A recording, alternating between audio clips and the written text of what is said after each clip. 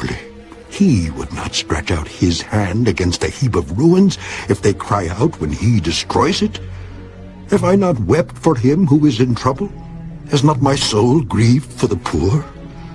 But when I looked for good, evil came to me. And when I waited for light, then came darkness. My heart is in turmoil and cannot rest. Days of affliction confront me. I go about mourning, but not in the sun. I stand up in the assembly and cry out for help. I am a brother of jackals and a companion of ostriches. My skin grows black and falls from me.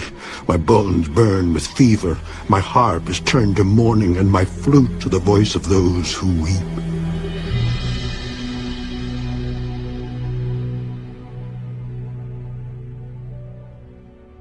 Job, chapter 31. I have made a covenant with my eyes. Why then should I look upon a young woman? For what is the allotment of God from above, and the inheritance of the Almighty from on high? Is it not destruction for the wicked, and disaster for the workers of iniquity? Does he not see my ways and count all my steps? If I have walked with falsehood, or if my foot has hastened to deceit, let me be weighed on honest scales, that God may know my integrity. If my step is turned from the way, or my heart walked after my eyes, or if any spot adheres to my hands, then let me sow and another eat. Yes, let my harvest be rooted out. If my heart has been enticed by a woman, or if I have lurked at my neighbor's door, then let my wife grind for another, and let others bow down over her, for that would be wickedness.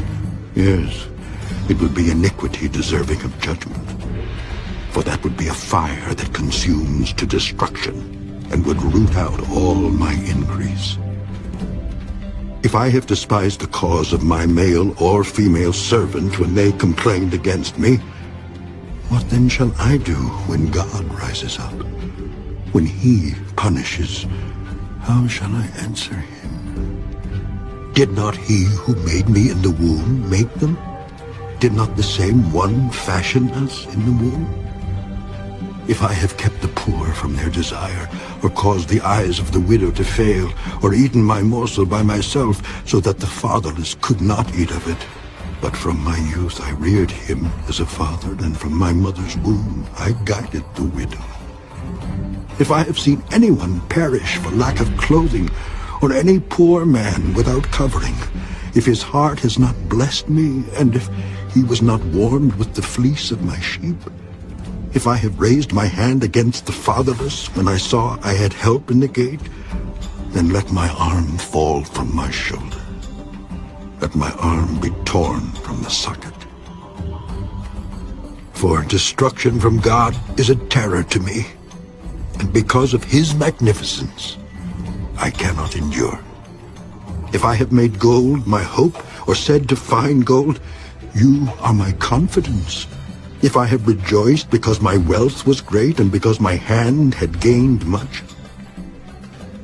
If I have observed the sun when it shines, or the moon moving in brightness, so that my heart has been secretly enticed, and my mouth has kissed my hand, this also would be an iniquity deserving of judgment, for I would have denied God who is above.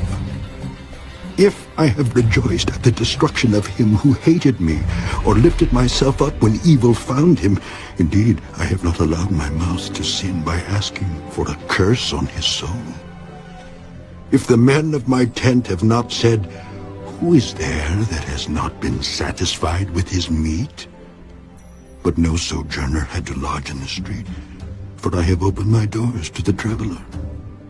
If I have covered my transgressions as Adam by hiding my iniquity in my bosom, because I feared the great multitude and dreaded the contempt of families, so that I kept silence and did not go out of the door, oh, that I had one to hear me. Here is my mark. Oh, that the Almighty would answer me, that my prosecutor had written a book.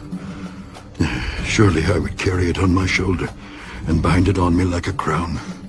I would declare to him the number of my steps. Like a prince I would approach him. If my land cries out against me and its furrows weep together, if I have eaten its fruit without money or caused its owners to lose their lives, then let thistles grow instead of wheat and weeds instead of barley. The words of Job are ended.